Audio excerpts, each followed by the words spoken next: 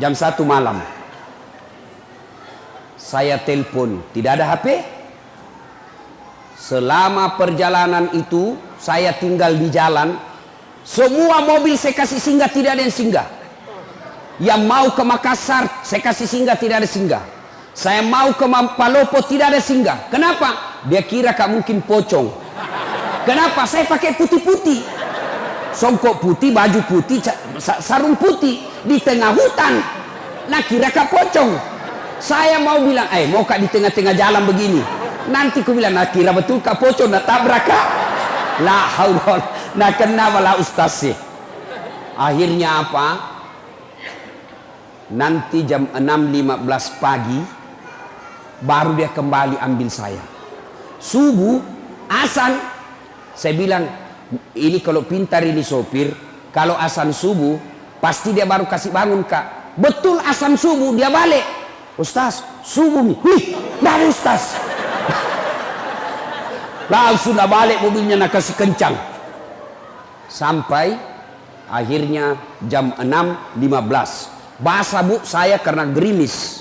Saya sholat di pinggir jalan hutan. Tidak ada satupun yang ambil saya. Jam 1 sampai jam 6.15 baru dia datang. Begitu dia datang, saya mau tempelengi, lebih besar dari saya. Saya bilang, lawang ini dah kalah Kak. Akhirnya sepanjang jalan saya diam-diam. Sampai di rumah jabatan wali kota Palopo, langsung dia bilang wali kota, Ustaz, kenapa bisa kita lupa koporta? Dalam hatiku, mak beli si sopir ini. Bohong lagi nih sopir. Ternyata nak lapor sama wali kota, dia kembali karena lupa kopornya Ustaz. Saya bilang bukan kopor nak lupa, saya nak lupa itu sopir tak. Akhirnya apa? Sudah. Pas saya mau pulang, datang lagi tuh sopir, itu lagi sopir, mau antar Kak pulang. Saya bilang sama wali kota, Pak Wali, saya sudah maafkan ini sopir tak, tapi jangan lagi diantar Kak. Jengkel saya kalau lihat mukanya. Akhirnya Nabi bilang Pak Wali, ya Ustadz, nanti kita ganti sopir baru. Apa hikmahnya? Setelah saya ceritakan, nah tambah honorku. Nah bilang ini Ustaz, uang duka cita. Ini kisah nyata, fakta. Lalu apa kaitannya acara ini? Apa hubungannya dengan acara? Beginilah kita kalau sudah masuk di kubur. Ya? Almarhum sudah lebih 1 tahun meninggal. Saya baru 4 jam menunggu. Saya berharap ada yang ambil saya. Ternyata tidak satupun mobil yang tinggal dan mau singgah mengambil saya. Itu baru 4 jam sudah setengah mati. Beginilah orang yang dikubur, menunggu kiriman amal. Ternyata tidak ada yang kirimi amal.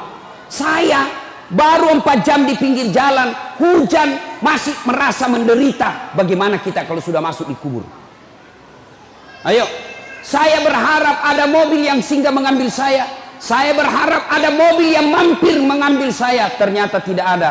Begitu juga kalau kita mati. Berharap maki ada yang doakan ki. Berharap ada yang sedekahkan kita. Berharap anak istri kita doakan ki. Ternyata mereka lupa kita. Ini nih kalau mati maki.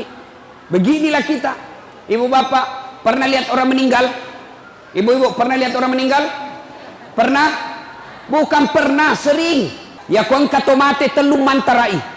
Kalau ada orang meninggal, 3 yang mengantarnya dia ke kubur. 1, keluarga. 2, harta. 3, amal. 3 yang ngantar, 2 balik, tinggal 1 temani kita. Siapa yang pertama? Keluarga. Anak ikut ngantar, istri ikut ngantar, saudara ikut ngantar, menantu ikut ngantar, ipar ikut ngantar. Tapi siapa yang temani kita masuk? Ibu-ibu, kira-kira kalau meninggal ki Bu, mau suami tak masuk? Mau temani ki Bu? Mana mama waktu tak naodok dulu, gunung kan kudaki, kemanapun kau pergi aku akan mengikutimu, laut kan kuda ku renangi, gunung kan kudaki, masjid kau lewati. Meninggal, masuk, kakinya saja dia tidak mau. bengkak matanya. Tapi apa Anda bilang? Bulan depan siapa ganti? Ayo Bu, ada orang di Makassar temanku haji, meninggal istrinya, bengkak matanya Pak. Begitu dia sayangnya istrinya, bengkak matanya. Apa dia bilang? Ustadz, rasanya tidak bisa lagi kulanjutkan hidupku. Ini separuh jiwaku hilang Ustadz. Sama lama ini istri saya luar biasa, tapi sekarang hancur perasaanku. Tidak bisa aku rasa lanjutkan hidupku. Saya bilang, hebatnya ini bapak ini, sayang betul sama istrinya. Sekalinya beberapa bulan kemudian, saya pergi jogging, lari-lari sore di Karebosi.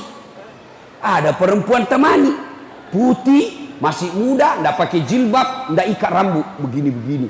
Saya bilang, Haji, siapa itu Haji? Dia bilang, yang baru Ustaz. Apa ya? Bu, ini ibu-ibu kalau mati Ki, yang sudah muka-muka sakaratil maut, siapa doakan Ki? Siapa yang masuk temani kita? Amal keluarga tidak bakal dia akan ikut. Yang kedua, yang temani kita ke alam kubur, apa itu? Harta kita, mobil kita setengah mati kita cicil, rumah kita setengah mati kita cicil, harta-harta motor kita semua datang, karpet pun ada ikut mengantar kita, cerek-cerek ikut mengantar kita. Tapi begitu masuk di kubur, ada kira-kira masuk harta? Ini yang tebal-tebal cincinnya, yang tebal-tebal emasnya masuk. Siapa yang punya itu harta tak? Cincin, gelang, anting-anting, siapa yang miliki? Anak mantu. Ya kalau anak mantu tak baik, kalau anak mantu tak juga tidak sholat, setengah mati kita cari harta, ternyata masuk di kubur tidak ada yang temani Ki. Tidak mentang-mentang dia kaya, banyak tambangnya, banyak pesawatnya, banyak bisnisnya, meninggal, apa nak bilang anaknya? Kasih masukkan kita HP supaya bisa meng-SMS. Ndak, jangankan HP, jangankan baju, jangankan celana, jangankan serban, semua tidak ikut. Hanya satu yang ikuti kita, apa? Kain kafan. Itu saja, kain kafan, bukan kain sutra. Mentang-mentang dia kaya dikasih kain sebanyak-banyaknya, tidak. Mentang-mentang dia kaya dikasih televisi masuk, tidak. Semua hartamu dia meributkan anak-anakmu. Yang ketiga, yang ikut mengantar kita, apa? Apa yang mengantar kita yang ketiga? Amal. Inilah yang setia. Amal kebaikan maupun amal kejahatan kita akan ikut setia sampai ke dalam kubur. Ibu bapak saudara-saudara sekalian, kalau orang sudah masuk di kubur, tidak ada harapan Pak, tidak ada lagi. Kalau ibu dari Sulawesi Selatan, dari Pangkep, dari Sidrap, dari Pinrang, dari Mamuju, dari Majene, datang merantau ke Kota Baru, datang merantau ke Batu Licin, datang merantau ke Pagatan, ternyata sampai di Tanah Bumbu menderita, sampai di Tanah Bumbu susah cari uang, sampai di Tanah Bumbu menderita hidupnya, masih bisa kembali kampung, masih bisa kita kembali. Tapi demi Allah, kalau kita sudah masuk kubur, kau senang atau tidak, tinggal kau di situ. Coba Bapak Ibu pernah bayangkan, pernah rasakan mati lampu? Pernah rasakan mati lampu? Sering. Coba lihat, bayangkan kalau mati lampu. Bagaimana kalau mati lampu di rumah, tiba-tiba ada ular masuk di rumah tak? Ibu-ibu, bayangkan kalau lagi mati lampu, tiba-tiba ada ular masuk di rumah ibu. Menderita. Ular, turun iki, ular balu. Padahal itu rumah masih lebar. Dia masuk dari pintu itu, kita bisa keluar dari pintu sana. Rumah tak masih lebar, lampunya masih bisa dinyalakan. Mati lampu, masih bisa kita pakai lampunya HP tak. Masih bisa kita riak, tolong tetangga ada ular. Masih bisa kita cari batu cobek, lempar itu ular. Tapi nanti kalau masuk di kubur, mati lampunya bukan 1 hari. Ditindis batu, ditindis tanah, lebarnya hanya setengah meter 30 cm, panjangnya 1,5 meter, ditindis batu. Pada saat itu tidak ada lagi temani kita kecuali amal. Maka saya heran kalau ada orang sudah tua masih juga tidak baik akhlaknya, masih juga tidak memperbanyak amal, mari ngerak kombo. Saya heran orang tak siap belum juga baik agamanya, datang acara haul, datang acara keagamaan, pulang masih tidak baik agamanya, maka itu orang sudah mati hatinya. Nah ibu bapak saudara-saudara sekalian, masuki di kubur, yang pertama diperiksa sholat. Kotama niki buru pak, bukan dulu diperiksa puasa, bukan haji diperiksa, bukan zakat yang pertama diperiksa. Apa yang pertama diperiksa ketika masuk di kubur? Sholat. Makanya sholat harus kita jaga baik-baik. Begitu para malaikat, para pengantar sudah kembali, dalam hadis dijelaskan, pengantar sudah pada kembali, pengantar jenazah, yarleman taraki, bahkan kaki yang terakhir masih didengar, datang malaikat. Tanya 5 perkara. 5 pakutanana malaikat. Kalau baik sholatnya, tidak usah bingung, sholat yang akan jawab pertanyaan kita. Nah, sudah didokok nih, dibungkus ki. Ada orang meninggal ibu. Ya, ada orang pulang ceramah, dengar taksiah, penjual gogos. Tahu gogos? Tahu gogos pak? Tahu toh? Nah bilang sama istrinya, bu, besok-besok kalau saya mati, jangan mau kubungkus kak kain kapan. Banyak sekali pertanyaannya malaikat. Jadi apa pak? Dokok bawa nak daun loka, bungkus saya pakai daun pisang. Kenapa? Nggak ditanya kak, dikira kak gogos. Jadi nggak ditanya-tanya orang. Baiklah, meninggal betul. Pas meninggal dibungkus kain pisang. Begitu ditanam, langsung datang malaikat. Dan bilang malaikat, ih kenapa ada gogos ini? Nggak ditanya, langsung dia bilang malaikat, bakar.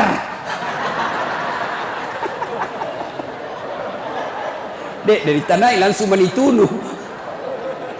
Bapak saudara-saudara sekalian. Nah, orang itu menghadapi sakaratil maut sebelum kita masuk di kubur. Sakaratil maut dulu kita hadapi. Orang menghadapi sakaratil maut macam-macam. Ya, pernah lihat orang sakaratil maut? Coba lihat itu. Saya, kalau ada orang meninggal itu siapa dipanggil? Siapa? Ustadz. Makanya jangan pandang enteng itu ustadz. Karena kalau mau mati siapa dipanggil? Pak Camat. Tidak tahu mengaji. Siapa dipanggil? Kepala dinas. Oh lari. Siapa dipanggil? Ustadz. Makanya jangan kau pandang enteng itu ustadz. Karena ada saatnya sakaratul maut kau, dia yang tolong kau. Adalah orang meninggal. Coba lihat macam-macam itu orang meninggal pak. Ada orang saya lihat orang sakaratul maut. Madang nasa ngogi Kan macam-macam itu orang sakaratul maut. Kata Nabi, orang kalau sakaratul maut, biar kau kasih air seluruh yang ada di lautan, tidak akan mengobati rasa hausnya. Haus, madak atau ke madak ibu. Makanya lihat orang sakaratul maut, naik turun itu tenggorokannya. Coba lihat itu, dibacakan syahadat, syahadat kok. Bahkan ada di Sulawesi Selatan ibu-ibu. 1 minggu sakaratul maut, tidak mati. Ingat, kalau ada orang lama sakaratul maut, berarti lama disiksa itu. Saya kasihan. Saya datangi, saya bacakan Yasin. Bismillahirrahmanirrahim. Yasin. Langsung dibangun ibu. Pergi kok. Nah lempar kak botol aqua. Jangan mengaji sini, panas telingaku. Salai. Barusannya ada orang saya ngajikan panas telinganya. Saya ulang lagi. Bismillahirrahmanirrahim. Yasin. Nah, lempar kak lagi. Basah bajuku. Saya tinggalkan. Saya bilang, peringatan ini. Saya tanya anaknya, pintar jitu mengaji mama tak? Dia bilang, itu ustaz mama ajiku. Tidak nak tahu memang mengaji kasihan. Haji tidak nak tahu mengaji. Banyak haji begini sekarang. Saya seandainya menteri, maka syarat menunaikan ibadah haji, lancar ngaji. Pasti turun pendaftar. Bu, kalau ada yang tidak tahu ngaji di sini, belajar ki. Belajar ki. Masih sakit tuh kau mati ki nadek tesing mengaji. Kenapa? Wawancaranya nanti di akhirat. Pernah ki lihat orang wawancara? Di akhirat nanti kalau diwawancarai ki malaikat, tanya jawabnya malaikat bukan bahasa Bugis, bukan bahasa Jawa, bukan bahasa Indonesia, tapi apa? Bahasa Al-Quran. Jadi kalau dia tidak tahu mengaji, tidak tahu nanti kalau ditanya. Maka belajar ki. Matuan ini ustaz, Masa masuk TKTPA? Jangan maki masuk TKTPA. Masa mau ki dilantik? Bagaimana caranya Ustaz? Panggil raja masjid di rumah tak, suruh ajar ki. Majelis taklim yang kita itu mestinya 1 kali sepekan ajar ngaji. Bukan cuma dengar ceramah, ajar ngaji. Kalau ibu meninggal tidak tahu ngaji, masih sakit itu masih sakit, ajak lalu. Jangan lalu ki bilang wita topi na witai, wita totu. Belajar ki mengaji, wita tu wita. Nah, ibu bapak saudara-saudara sekalian, maka seluruh pengantar balik, maka datanglah malaikat. Bertanyalah ini malaikat, Marabbuka, siapa Tuhanmu? Kalau baik solatnya, solat akan berkata, mundur kau. Dasat, mundur. Selama kau hidup, kau pelihara solatmu. Sekarang saya pelihara kamu, saya yang jaga kamu. Marabbuka, siapa Tuhanmu? Solat kita menjawab, Allahu Akbar. Wih, mungkar geling kepala. Itawa, jagonya. Barusan kuda apa ini? Ditanya lagi, man nabiuka, siapa nabimu? Ashhadu Allah ilaha illallah wa ashhadu anna Muhammadar Rasulullah. Malaikat bilang, ih, tambah jago. Orang tanah bumbu ini. Itu kalau baik solatnya. Akhirnya mungkar, Nabi bilang, kir. Nakir, kau maju nakir. Nabi bilang mungkar, nakir. Sedangkan kau mundur, apalagi saya. Saya wakil ji. Mungkar nakir. Nabi bilang, kalau begitu kita naik melapor. Naiklah melapor di aras Allah. Ya Allah, ada hambamu, saya tanya, Marabbuka. Dia jawab, Allahu Akbar. Allah berfirman, oh bukan dia yang jawab, tapi solatnya. Karena dia baik solatnya, tidurkan dia seperti nikmatnya tidur pengantin baru. Masih ingat waktu pengantin baru, Bu? Wih, enak nih itu pengantin baru. Sampai saya selalu mau ulang, tapi tidak kada wani. Coba. Itu kalau baik solatnya. Kalau tidak beres solatnya, kembali pengantar, datanglah dia, datang malaikat, ditanya, Marabbuka, siapa Tuhanmu? Langsung kaget. Tunggu dulu, orang baru datang. Malaikat yang mau nagiaki. Ditanya, Marabbuka, siapa Tuhanmu? Kaget lagi. Langsung dia jawab, ketuhanan yang Maha Esa. Langsung disemes. Nah, jadi bubu, syarat pertama, kalau mau ki selamat menghadapi sakaratil maut itu, perbaiki solat. Kemudian ketika sakaratil maut sudah tiba saatnya, kita masuk di kubur, pertama diperiksa solat. Maka saya setiap saya solat ceramah ibu, solat anak ini yang selalu saya ulang-ulang. Biar baik puasa tak, bangun ki masjid mewah seperti ini, tapi kalau tidak solat tidak ada gunanya. Ini ibu-ibu banyak tidak sholat gara-gara apa? Gara-gara apa? Ibu-ibu banyak tidak sholat gara-gara apa? Pengantin. Mukanya nak kasih make up, nak kira tembok kuning, coklat, abu-abu, biru, keren. Ada cilakna, alisnya nak kasih tipis. Ada juga yang tebal. Beda kanan, beda kiri. Nah, kasih lebih lagi sedikit di sini.